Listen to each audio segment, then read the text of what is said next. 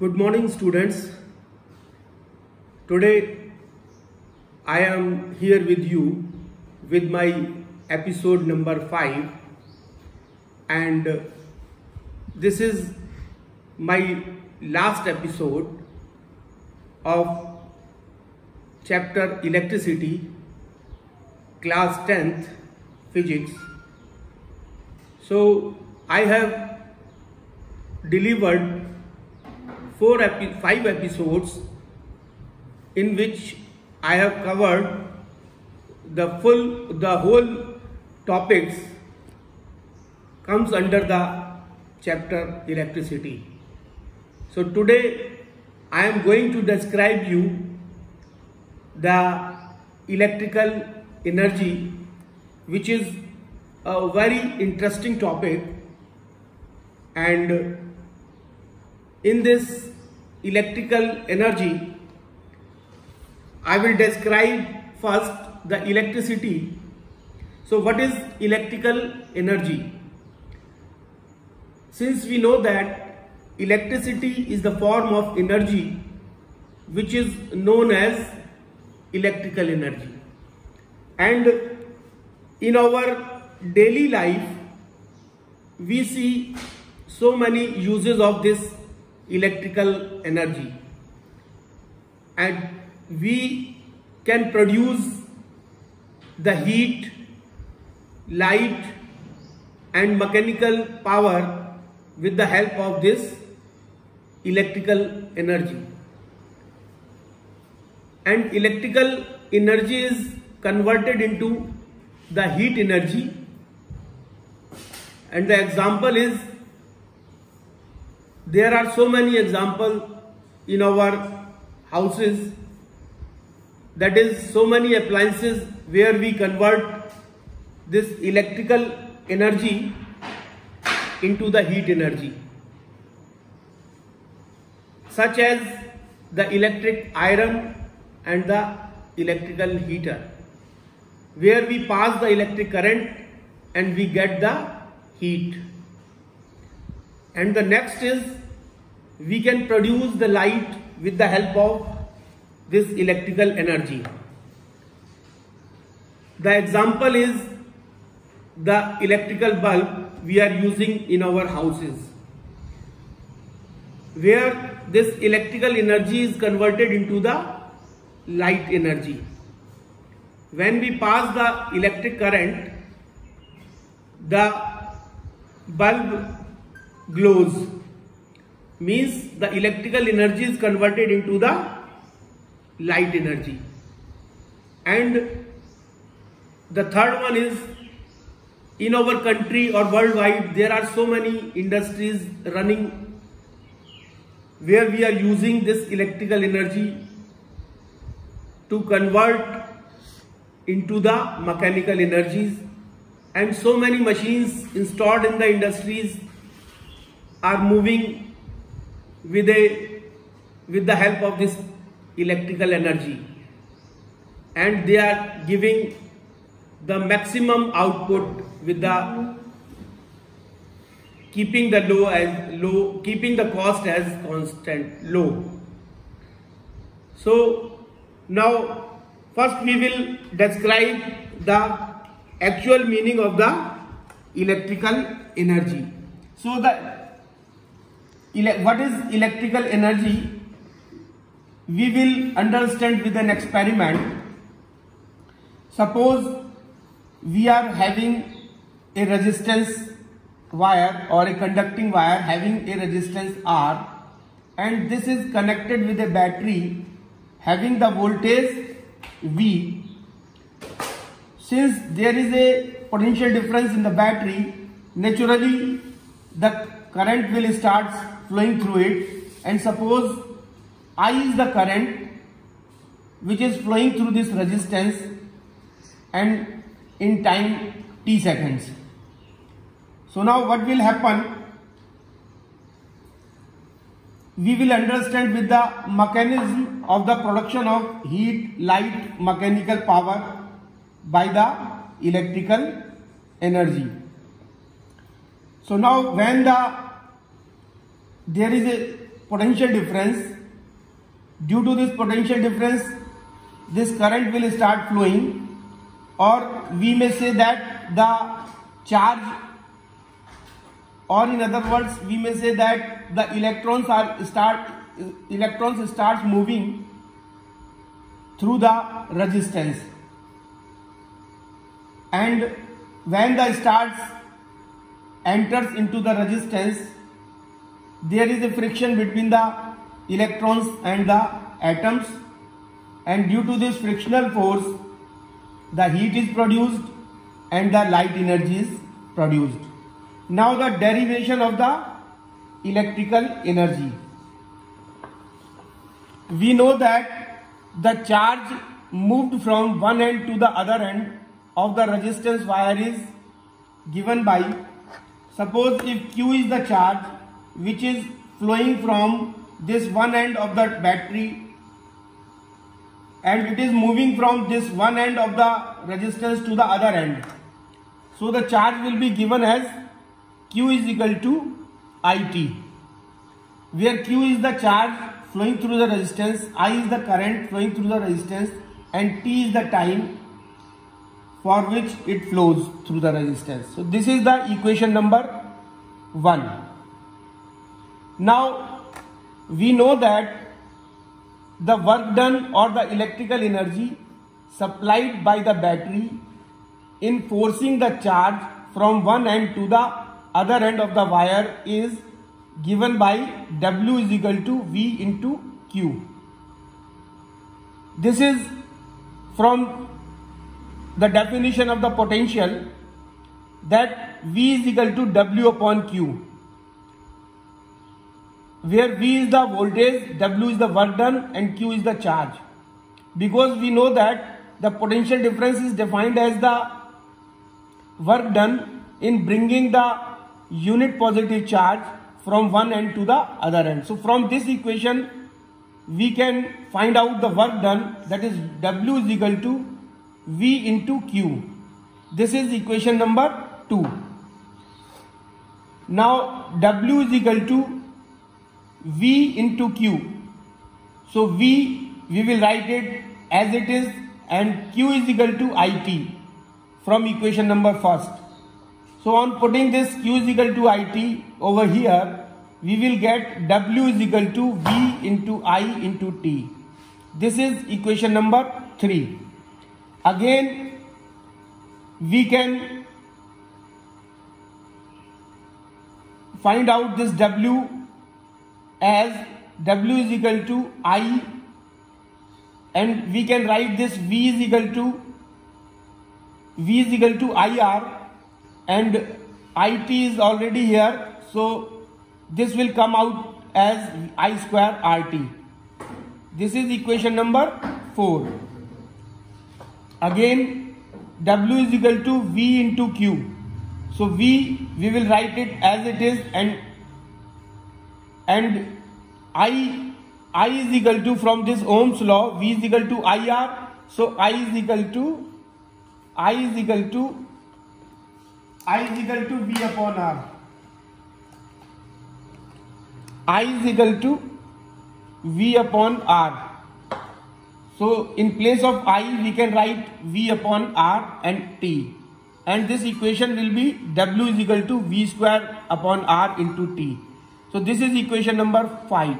So now from the equations 2, 3, 4 and 5, these 4 equations gives the electrical energy transferred from the battery to the resistance wire in T seconds.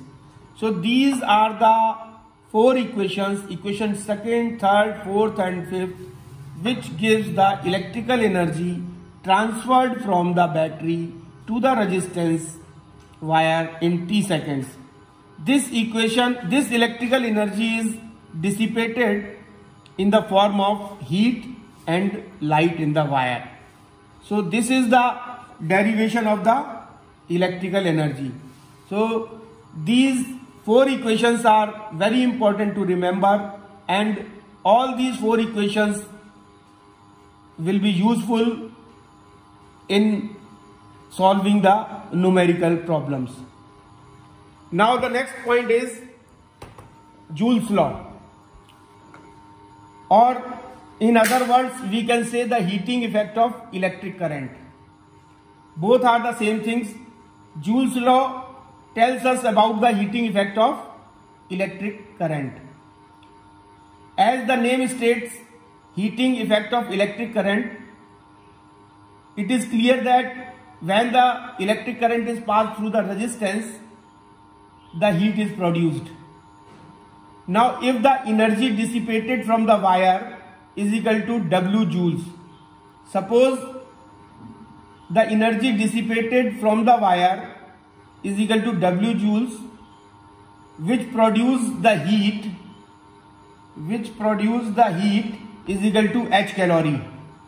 Suppose H calorie heat is produced by the dissipation of electrical energy W joules, then H is equal to W upon J, where J is equal to constant and is equal to J is equal to 4.18 joules per calorie, and 1 calorie is equal to 4.18 joules, and this J is a constant and this J is known as mechanical equivalent of heat. Now as I have told you earlier about the electrical energy produced or the work done in passing the Q charge from the resistance, we can find out the heat produced, because we know that heat produced is equal to W means work done upon J, which is constant, known as joules, known as mechanical equivalent of heat. So H is equal to W upon J. So W is equal to VQ upon J, or VQ.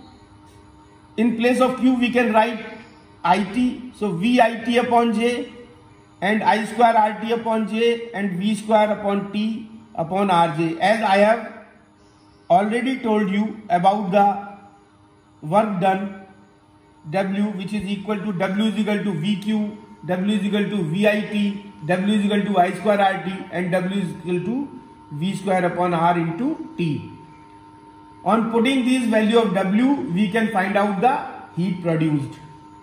This much of calorie, because calorie is the unit of heat produced. Now these relations are known as Joule's law. These relations are known as Joule's law. Joule's law states that for a current carrying conductor at a constant temperature, we are talking about a constant temperature because if the temperature will be constant, there will be no change in the resistance of the conductor. So that the resistance R of a conductor remains constant, we are keeping the temperature as constant.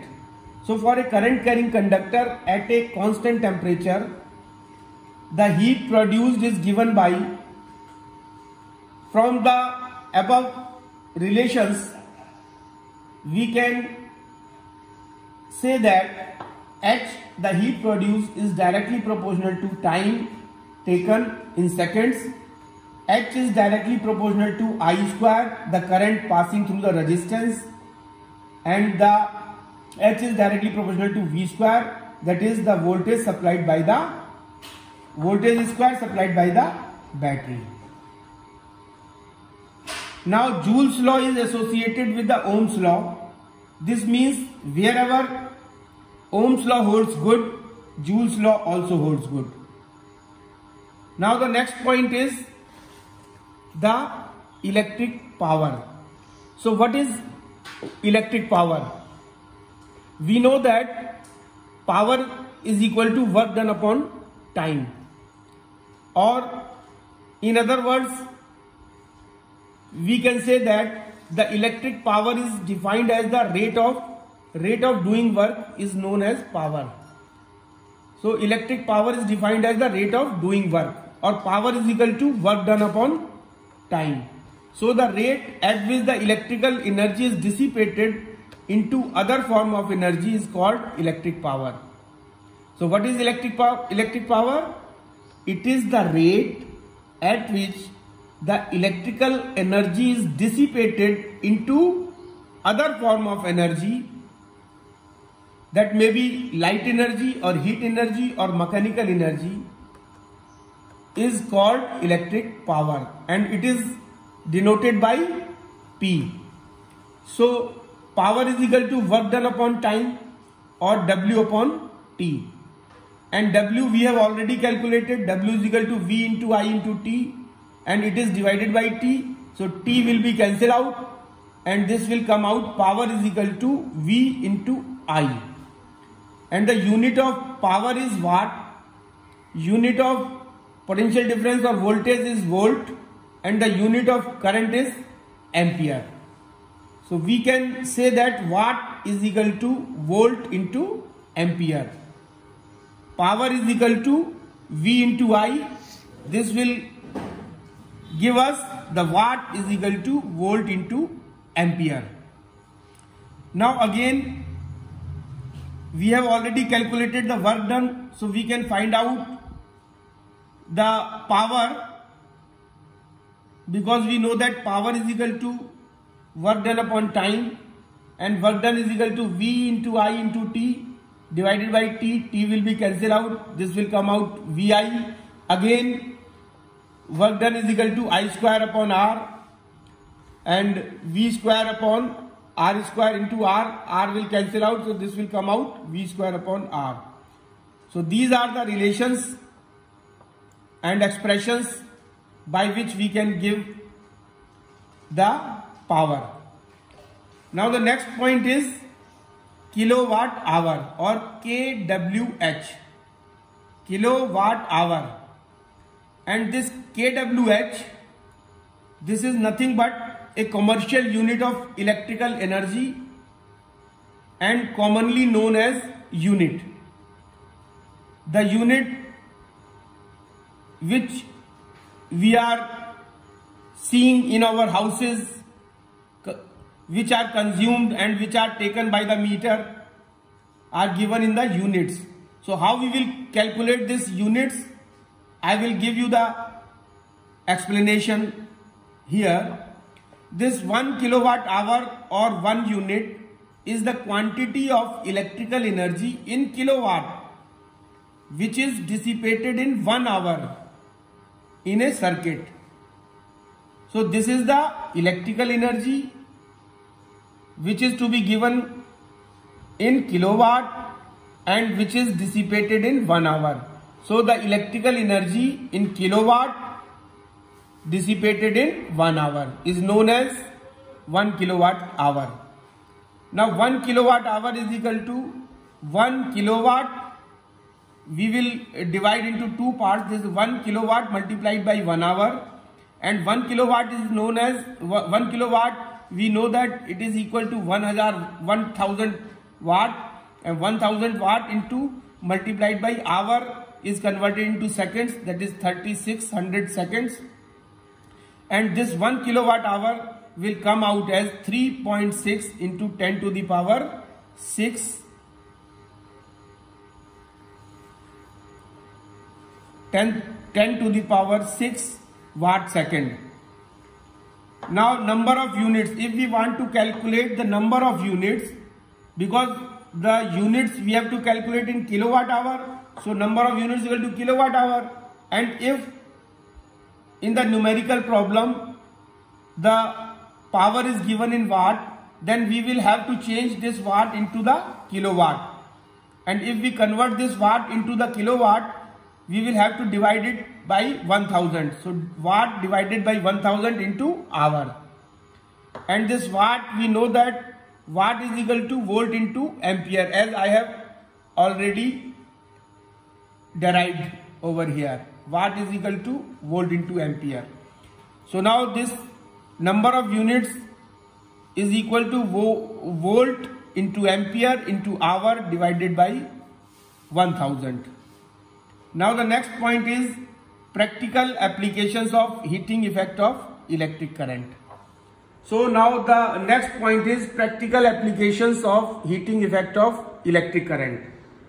So the first, we are using this electric current to produce the heat, and the example is the heating. We are using heating this iron at our houses and the heaters, and the element used is nichrome, and this nichrome is used in this heating element because nichrome is having high melting point, that is 1400 degrees centigrade, high resistance, high resistivity, and it is also having the resistance to corrosion and oxidation. Now the cord of the heating appliance is made up of thick copper wire whose resistance is low, and the resistance of the appliances